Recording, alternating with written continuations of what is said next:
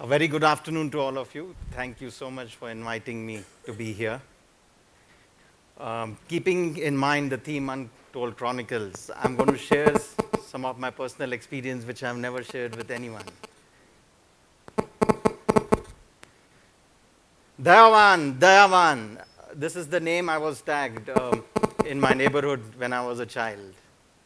I was wondering why kids in my neighborhood are tagging me with this name, Dayavan. I realized, there's a movie which has come out named Dayavan. I requested my mother, can you take me for this movie? And this was the first movie I was going to watch in theater with rapt attention and curiosity just to know why I've been tagged with the name Dayavan. With rapt attention, I was watching this movie in the theater. Soon there was a scene.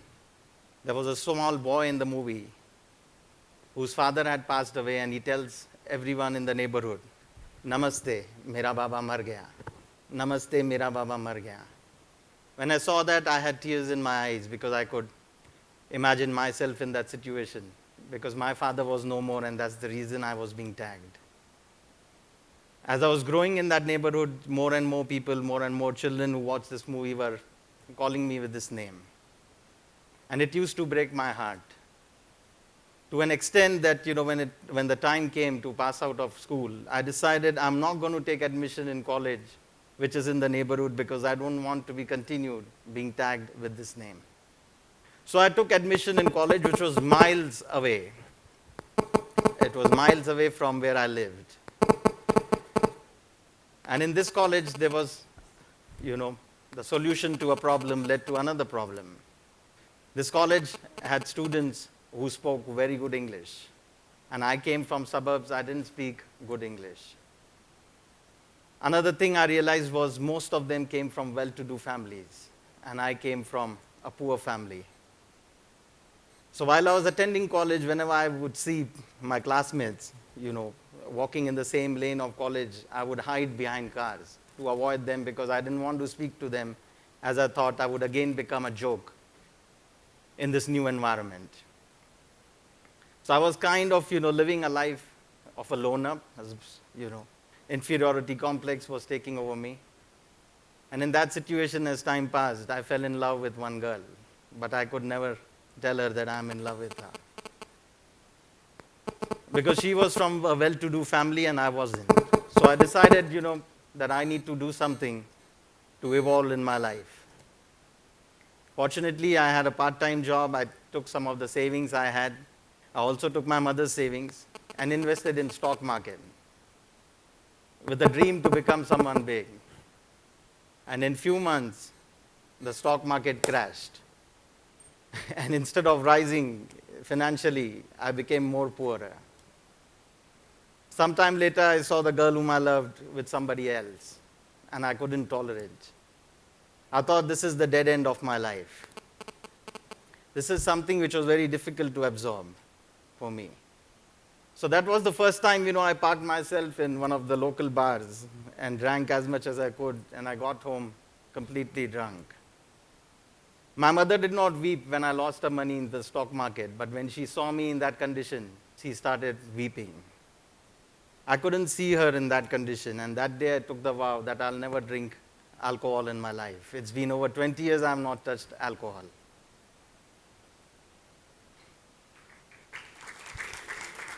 Thank you. But the thing is, I couldn't tell my mother what I was going through. Now, without alcohol, it was becoming very difficult to suppress your emotions. In my neighborhood, a lot of people would go to Vaishno Devi, the holy shrine in Jammu. So I requested my mother if he could go there, because I wanted to ask God a question, why everything is going wrong in my life. She somehow agreed. Two of us, we boarded a train. We were on our way to Jammu. Just 7-8 hours before Jammu, there's a station called Ambala. There was a massive bomb blast right in front of our train. I believe the intent was to blow up our train. But the attackers missed it. The tracks were in pieces. The train couldn't move further. It took about 7-8 hours took an alternate route to go to the destination where we wanted to be. When we ended up in Jammu, we realized there is a curfew, which meant you can't move any further. At that point of time, I was so frustrated, I thought even gods hate me. There's no one in this world who's there for me. And I started kicking the bench as hard as I could. While I was kicking the bench, one gentleman who was sitting there, he noticed my frustration, and he walked up to me and said, why are you so frustrated in life? And I said, I wanted to be there, I wanted to visit the holy shrine, but I can't because there is curfew. So he said, when one door shuts, there are other doors which are open. Why don't you go to Rishikesh? You can board an overnight train and you can go there. It's an alternate option you can explore. And I'm sure you'll find what you're looking for. Somehow I agreed to his advice. I took his advice seriously, and we boarded the train, and next morning I found myself in Haridwar. From there we went to Rishikesh, and it was a beautiful experience. And I feel, the previous speaker, Mr. Ganguly, talked about the inflection point. I believe that was the inflection point in my life. That's where I learned mantra meditation, and I learned some good lessons, basic lessons of Gita. When I came back to Mumbai, I went deeper into learning the Gita. Gita actually gave a new raga in my life. It changed my life. And I would like to share that raga with all of you today. With raga, it made me, refresh and rethink about what I was doing in my life. It made me realize this body is like a vehicle. A vehicle is temporary. We keep changing cars. We don't go with one car throughout our life. Vehicle is never on the highways. It goes through bumpy roads. At times it's on highway, but you will never find a car which always drives on highway. So similarly, in life also, we go through ups and downs which are always around. And we must learn to tolerate them without being disturbed. After reading the Gita, if anyone called me Dayavan, I would actually love that name, because Dayavan in English means one who is kind-hearted. And I love to be kind-hearted because I want to live a life of purpose. I want to leave a legacy behind before I leave the planet. Otherwise, our life is simply a circus. The A from Raga, second A, is about attitude. Mantra meditation taught me how to have positive attitude in life.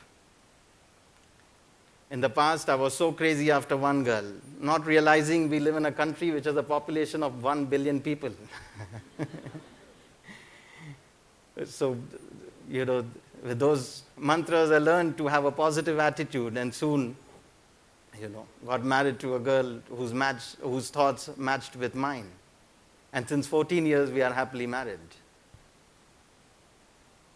So moving further to G, I realized Gita taught me the importance of guru or a mentor in life. Many a times we realize, we can do it our way, but I'm sure, in today's world, whenever I, address students, address youngsters, most of them say, I want to be an entrepreneur in life. Not realizing 99% startups fail. And one of the main reasons they fail because they don't have access to a mentor, a right mentor who is an expert in that field. So this is something which I loved, and I have multiple gurus. I have guru for spirituality, meditation, yoga, a guru for stock market. The place where I lost money, they are helping me multiply my money now. In fact, my money is growing in a much faster way than I would have myself been able to do it. Then I have a guru in my professional life who guides me. He used to be the chairman of Unilever Indonesia. So I regularly meet him to see, what else I can do in my career, how I can, plan my career, in which direction I should head. And that helps in big way. The fourth A from Raga, RAGA, is activities. Many a times we are so much result-oriented that we forget to focus on those smaller, finer details. And Gita focuses on, it teaches that you should focus on doing your duty. Don't be obsessed with the result. And if you do your duty right, you will see results will automatically become byproduct of what you're doing. And this raga actually changed my life. Today we live in a VUCA world. VUCA stands for volatility, uncertainty, complexity, and ambiguity. We are seeing disruptions around us. We are seeing artificial intelligence, we are seeing robotics. And because of this, we are seeing millions of jobs being disrupted. There are many who are losing their jobs. Mentally, they are becoming unstable because they don't know what to do. And in my life, most of the experiences which I had in my life are VUCA-like experiences where I experienced complexity, where I experienced uncertainty. So this RAGA actually helped me overcome those challenges. The person who introduced me announced some of the things I've done. One of the things I did was build the coconut house, the world's first coconut house made out of shells.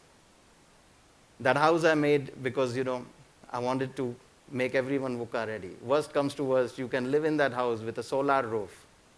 Each brick of the house is a shell which can grow food for you. So your food is taken care of, your electricity is taken care of, your shelter is taken care of. You can even use coconut shells for water harvesting. So your basic needs as per Maslow's law are taken care of. So why worry so much? If you keep that option open, along with many other plans, plan A, plan B, plan C, plan D, if all plans fail, you have this last option which you can explore to live happily. And trust me, this RAGA will certainly work well for you if you make an attempt. And that day, you will certainly be able to give mukha to VUCA. Thank you very much.